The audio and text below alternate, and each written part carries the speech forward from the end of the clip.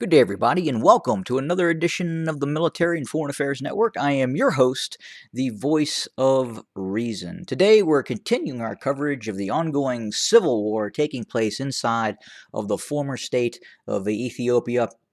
And we're going to jump right into this and start our battlefield coverage of the ongoing fighting that is taking place inside of the Afar region. We continue to hear about continued TDF advances in the Afar region. We continue to hear reports that not only has the localized security operation running along the Tigray Afar regional border has been incredibly successful, but also we are starting to hear continued reports about ongoing operations with units of the Tigrayan Defense Forces progressing much further in terms of advancing into the Afar region. Now, what appears to have happened is quite a few of these Afar regional militia units supported by the Eritrean army, and in some cases, elements of the ENDF as well, the Abiy loyalist formations, were taken quite surprised by the operation by the TDF. It would appear that Afar regional leadership did not believe that the Tigrayan Defense Forces would launch a operation of the size and scope that it has recently launched. Again, it's not a huge operation, but in terms of the opposition that it is facing, it has been enough to do the job, so to speak. But based on previous operations by the TDF, when some of these operations were not perceived as very successful, it appeared that the Afar regional military forces did not believe that they were going to see the type of offensive that the TDF has recently launched, and it's probably taken them quite surprised. And in doing so, the TDF were able to encircle, envelop, and destroy quite a few of the Afar regional militia units based throughout the western Afar region. So we've seen the TDF take control of Abala, and we have seen it also move further in the north, taking control and seizing control of Berhale as well. But what's most important is that it has destroyed a lot of individual fighting units of the Afar regional militia forces. So at this point, it sounds like these forces are kind of retreating and scampering away from the shared border between Afar and Tigray, and it appears, at least on the surface, the Afar regional militias really don't have a lot left in terms of deployable forces to the western portion of the country, outside of some forces that are deployed in Samara and other areas as well. We also have heard reports that some of these Afar regional forces are actually being utilized in the Oromia region as well, and I'll get to that here in a second. But right now, the situation is not good if you are on the side of the Afar regional militias. Again, the defeats in the western Afar area, closer to the Tigray regional border, has been absolutely devastating. Again, a lot of these units, meaning the Afar regional militia units, and in some cases even Eritrean units that were sent to augment and assist the Afar regional militias, have been destroyed as well. But we've seen a significant advance by the Tigrayan Defense Forces, specifically in the western areas of the Afar region, and now we're starting to hear continued reports that TDF units are moving in a more east and southeast and northeast direction. Now, is it because there's just simply not anything in their way and they're just moving until they actually hit opposition? Again, very, very difficult to say at this point. It does sound like they are advancing. Now, are they going to cut off the Ethiopian Djibouti road? Very, very difficult to say at this point. Again, I would contend that it would not be a wise tactic because, again, as I talked about before, the ability to take and hold ground, given the drone threat, the threat of airstrikes, is just something that is too risky at this point. Now, with that being said, because of some of these advances, we are starting to hear of a renewed drone activity in the Tigray region. Not to say that it had completely dropped off, but we've heard reports that indeed there were drone operations, in fact, near Mekelle as well. So again, the drone threat is still there. It's still omnipresent.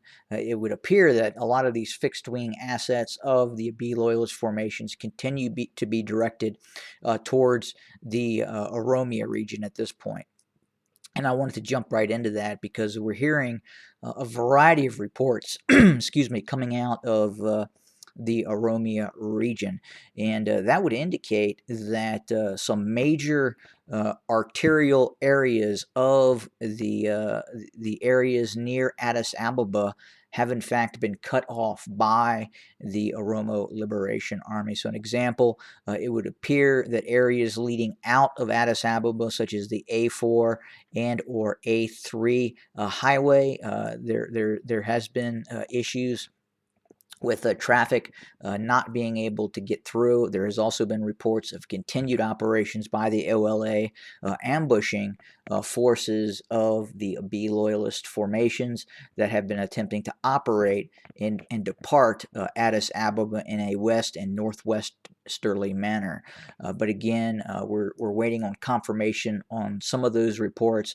But again, it would appear that it is becoming increasingly difficult for Ethiopian National Defense Forces, and more specifically federal police forces that tend to operate out of Addis Ababa and move in a westerly manner to conduct operations, have in fact been stopped from moving into the far western Oromia regions because of the ongoing activities by the Oromo Liberation Army in being able to ambush, degrade, and sever some of these routes deeper into the Oromia region.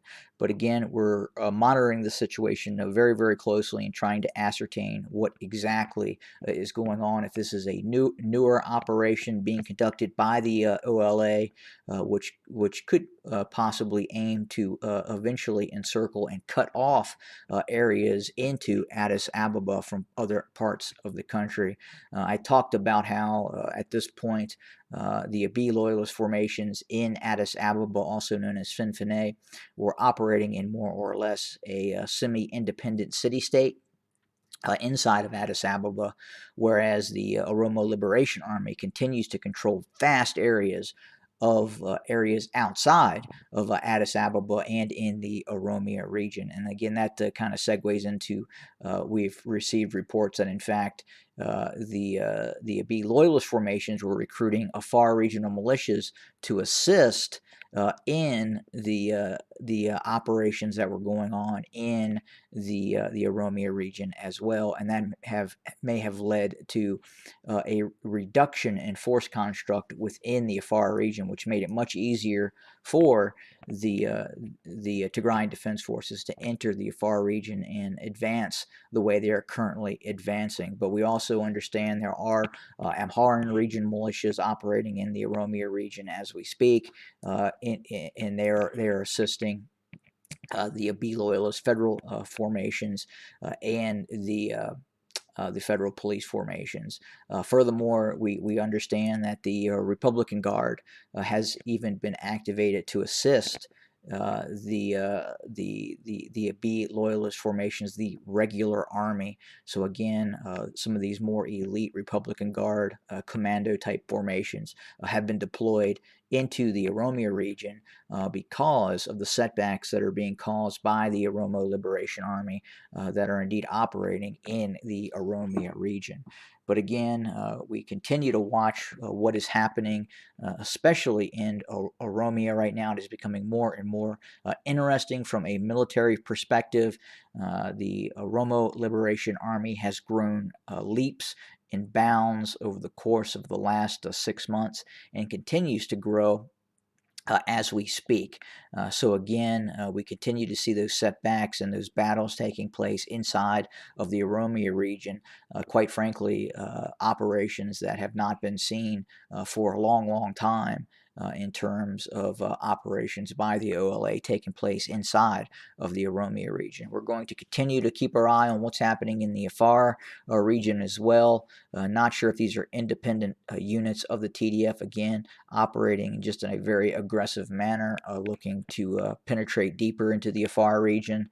That may be acting outside of the general scope of their initial orders, or is it a more enhanced operation that the overall TDF leadership has decided upon to take in the Afar region. But again, we'll continue to watch what's happening and report. And again, we're continuing to watch operations in Western Tigray as well.